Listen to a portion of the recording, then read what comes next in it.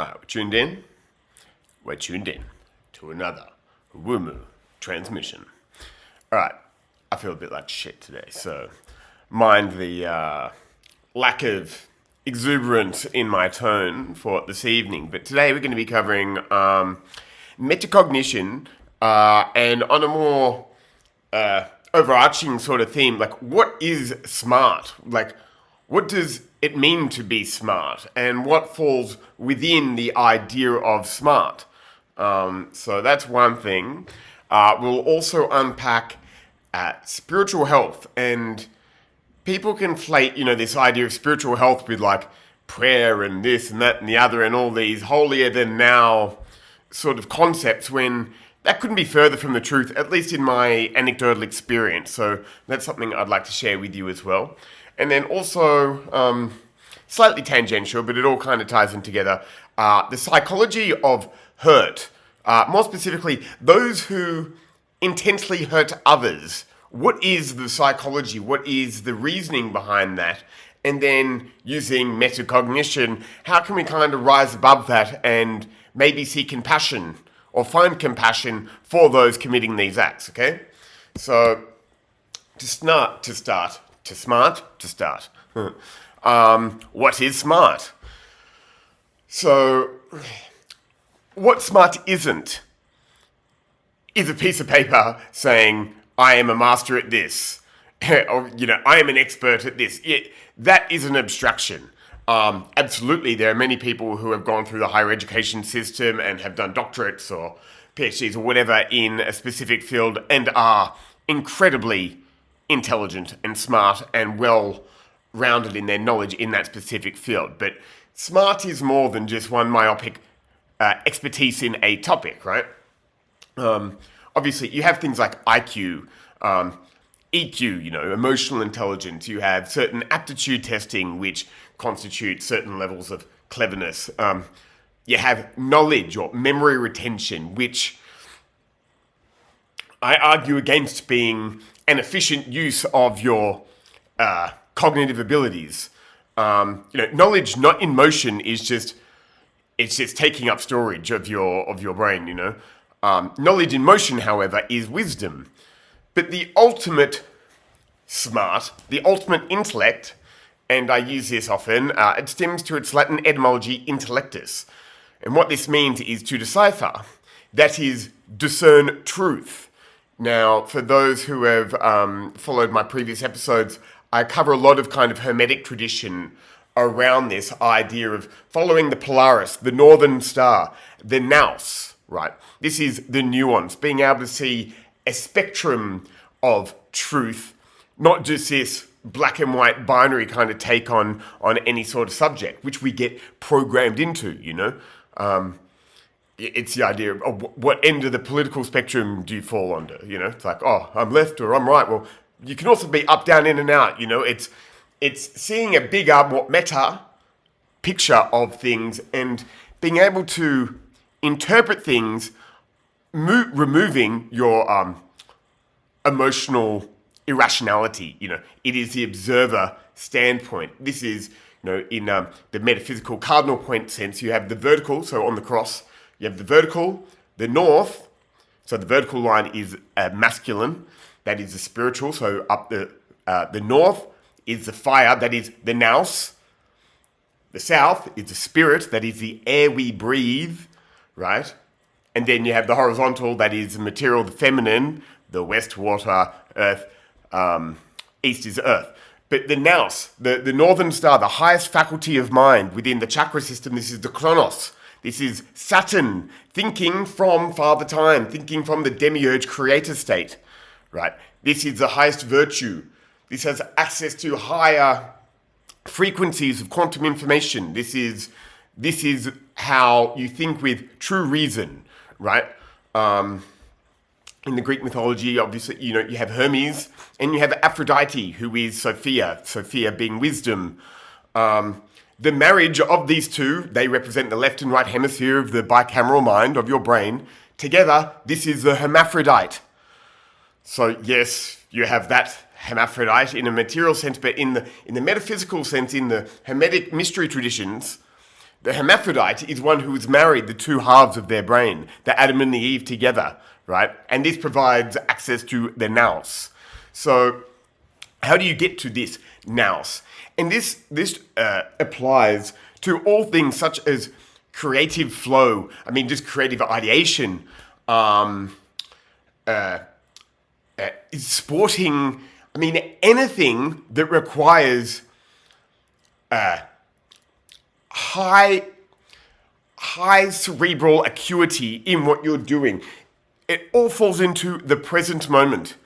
And this also ties into happiness, that is contentment, because they all exist as one. That presence, awareness, contentment, and happiness are all one and the same thing. So this is the key to unlocking all these kind of out there, almost the ubermensch superhuman capabilities within us. You know, things like ESP, you know, clairvoyance, precognition, you know, getting into retrocausality, access to the Akashic records, and information, and expanding temporal horizons, all this kind of weird, spooky stuff. This becomes available to you, but only in the present moment. So again, this is why I'm starting up this school thing, if you haven't seen this yet, because it applies to everything in life. If you can get this one idea, if you can integrate this idea into your life, everything changes. It is so profound, the whole idea of the be here now. And I mean, you see it on book titles again and again, but until you live it and experience it, you don't actually recognize how profound this is and what becomes available to you, what you unlock in going Super Saiyan, Super Satan mode, right? Anyway, we move on. Spiritual health. Okay. Now, people, when we speak about health, often we speak of mental health or your physical health, but very rarely do we speak about spiritual health. And ideally, all three need to be in balance, okay? So when we speak about mind, there's different frames of mind in which to kind of view this, but most people are looking for a problem with themselves. So they're looking for an external excuse in order to satiate their own victimhood, right? Because they don't want to take accountability for some maybe poor decisions which have led to some shitty frames of mind that they currently find themselves in. So, people that are on antidepressants or benzodiazepines for anxiety or speed for ADHD, look, yet they may help in their interim, and I've been on all of these things, but understand these are just band-aid solutions. They are not actually sorting out any fundamental issues with you.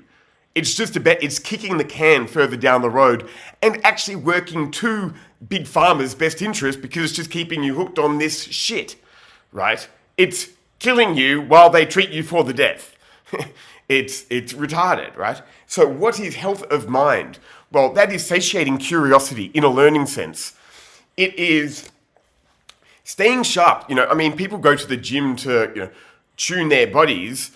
It's like, I wake up and do the crossword. It's like, tune your mind. It's like, you can exercise your mind as well. It's so important. The second you stop learning, the second you start receding, unless you're growing, you're receding. So stay curious. Always, and if you aren't curious, ask yourself, why the fuck aren't you curious about learning about these big ideas? Yes, it is intimidating, but what, you're just gonna pause it now? Like, too much? Like, come on, man. Body.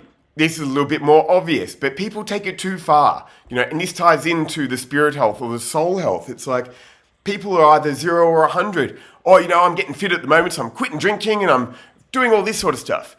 Yeah, it's one or the other. There is no balance. So what does it mean for health of spirit or health of soul? The best example I can really think of is when you have that feeling, oh, I really want to do that, but I probably shouldn't. And that idea of probably shouldn't is societal stigmas and societal norms pressuring you into how to feel. That is what political correctness is, being told how to feel. So those moments, that is when you do it. And that is why it's important to live in the present moment, awareness, because you can live in spontaneity. Anytime you feel that impulsion to go do something, using your nows, understanding, okay, is this in my best interest, right? Or is this a lower egregoric thought form that is actually to my detriment? Use your nows to recognize, okay, is this something that is spiritually good? Am I having fun, pleasure, accessing desire? All these things are good for the soul. It's so funny. It's like we get boxed into these ideas of guilt and shame and sin and whatever. It's like, the idea that you can't have sex before marriage. Just listen to how funny this is, right? So, that's retarded anyway. But where they get you is they do the double entendre. So, no, you can't do this. And in that initial going, oh, I can't have this before that, you're securing that you have to have that, being the marriage, which in itself is an abstraction. We spoke about this in one of the previous episodes. It's like, what is marriage? Marriage is conditional love. Literally, because you go to the church, you take an oath, a social contract, then, next minute when you're getting divorced, if you're getting divorced, you have literal contracts. And what is a contract? It is a set of conditions. Marriage is conditional love. What, you need a piece of paper to prove you love this person? Or you need a piece of paper to make it societally acceptable to have a kid with them? It's like, no, these are abstractions that you get boxed into to trap you in this fear and guilt and lower vibrational state. They're pretty clever. I mean, it's pretty funny. But anyway, that's interesting. Now, this last little one, and this is more relevant as to what's going on right now globally. I'm talking like big political leaders but this works from the microcosm to the macrocosm. So this could be as insignificant as just a schoolyard bully, just saying something nasty, or, violence, or, scaling all the way up to sex crimes and murder, to war crimes and God knows what other spooky weird shit that some sick freaks in power are getting up to. But why do they do what they do? Now, understand, one only chops a man's head off to make them feel taller. Okay, so this lies in deep insecurity. That is where this is coming from. Now, it's also twofold. So while they are exerting, so they themselves feel out of control, because they are out of control, so they need to exert control over others. That's part of it. And also satiate their insecurity. They need to hurt others to make themselves feel bigger because they feel so small. But you have to understand also the subconscious projection at play here. They loathe themselves. So this is a subconscious projection of self-flagellation, really. They are, because they're too pussy to do it to themselves, they take it out on others as a form of actually hurting themselves. It's a weird sort of fucked up thing. But this is the psychology of these sick fucks, like, doing all these horrendous things globally.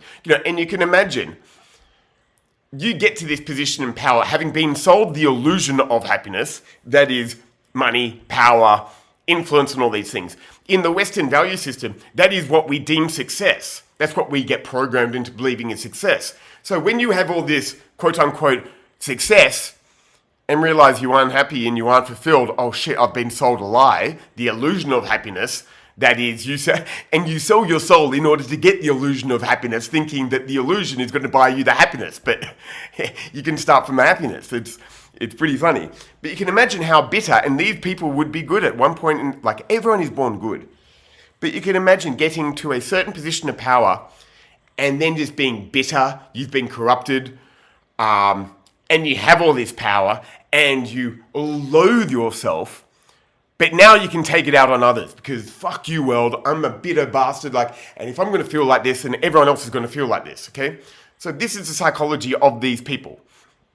Anyway, and then when you understand this, you can also go, this is, again, the idea of the metacognition. You can go a step further. Okay, well, I understand these people hate themselves, so I can offer them compassion, understanding that the legal system is not justice. So we can't correlate the legal system with justice in persecuting these people. It doesn't work like that.